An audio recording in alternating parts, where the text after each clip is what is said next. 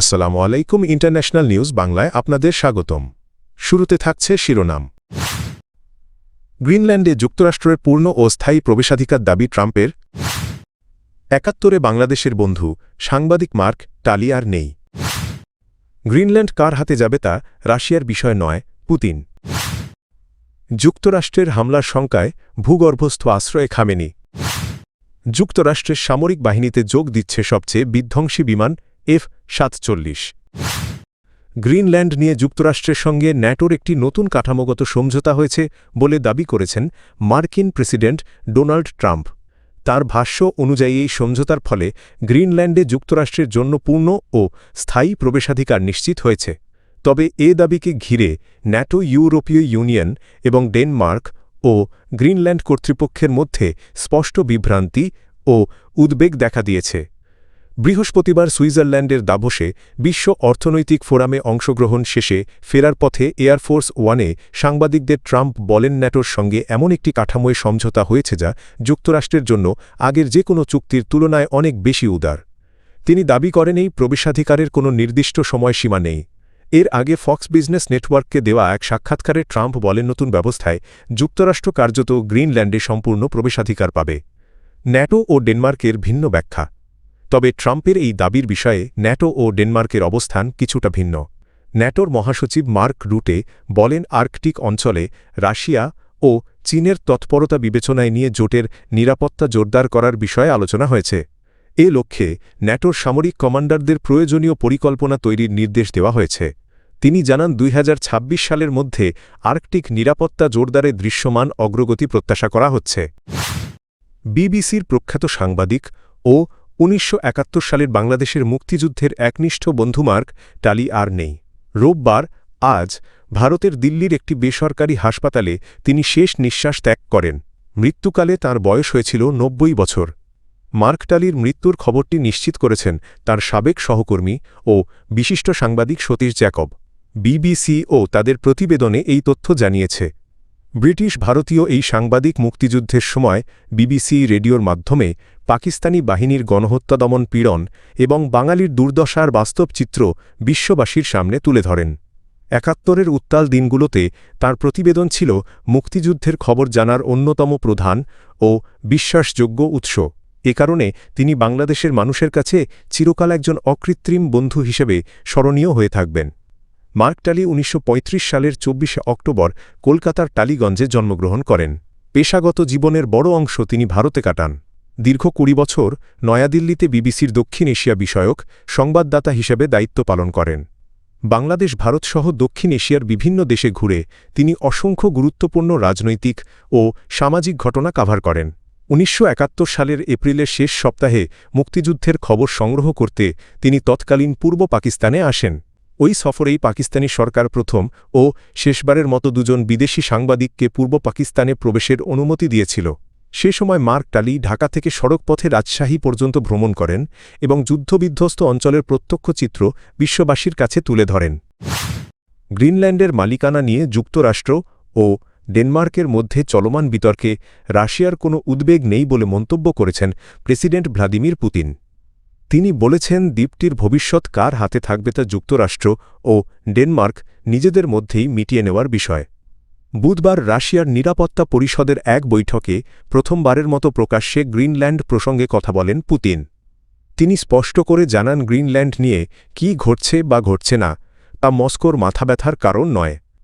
তবে একই সঙ্গে তিনি দ্বীপটির প্রতি ডেনমার্কের অতীত আচরণের সমালোচনা করেন। খবর দিয়েছে বার্তা সংস্থা রয়টার্স।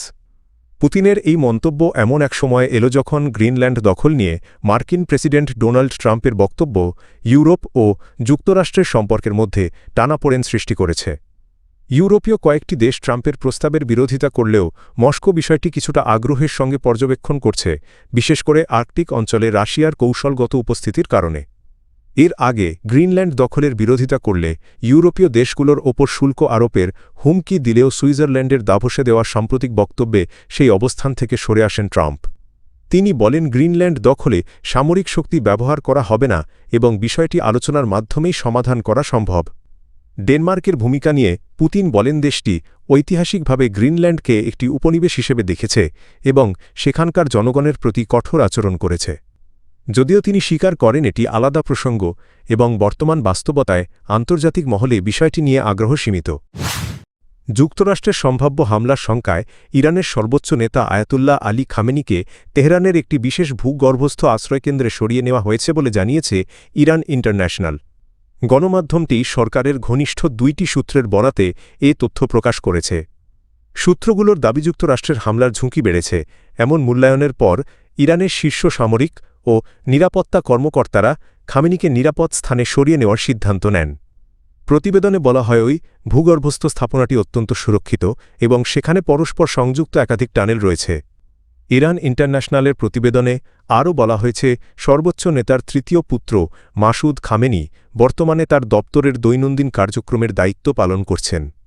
একই সঙ্গে তিনি সরকারের নির্বাহী শাখাগুলোর সঙ্গে যোগাযোগের প্রধান সমন্বয়কের ভূমিকায় রয়েছেন। এদিকে ইরানে হামলার প্রস্তুতি প্রায় শেষ পর্যায়ে রয়েছে বলে ধারণা করছে ইসরায়েল। তবে মার্কিন প্রেসিডেন্ট ডোনাল্ড ট্রাম্প এ বিষয়ে এখনও চূড়ান্ত সিদ্ধান্ত নেননি। ইসরায়েলি সংবাদ মাধ্যম চ্যানেল -12 জানিয়েছে সম্ভাব্য হামলার পর ইরানের পাল্টা প্রতিক্রিয়ার বিষয়টি মাথায় রেখে প্রস্তুতি নিচ্ছে মার্কিন সেনাবাহিনী। মধ্যপ্রাচ্যে অতিরিক্ত রণতরী যুদ্ধবিমান এবং আকাশ ও ক্ষেপণাস্ত্র প্রতিরক্ষা ব্যবস্থা মোতায়েনে যুক্তরাষ্ট্রের আরও কয়েকদিন সময় লাগতে পারে।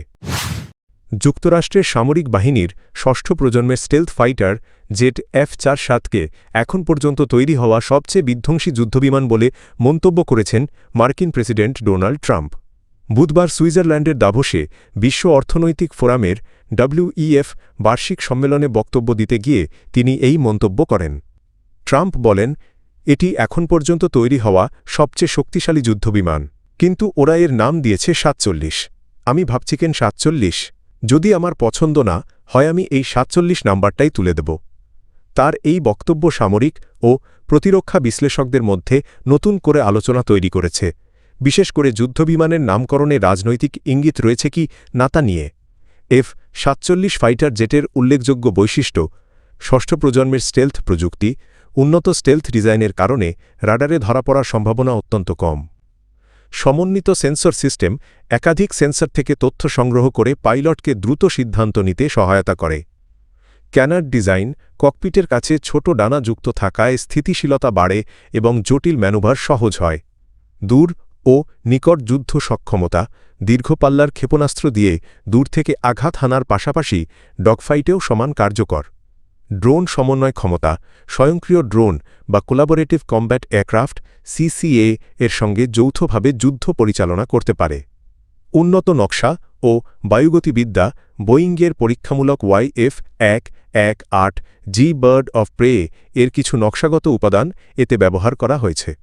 বর্ধিত পাল্লা ও দ্রুত মোতায়েন আগের প্রজন্মের যুদ্ধবিমানের তুলনায় বেশি দূরত্ব অতিক্রম করতে পারে এবং দ্রুত যুদ্ধক্ষেত্রে পাঠানো যায়।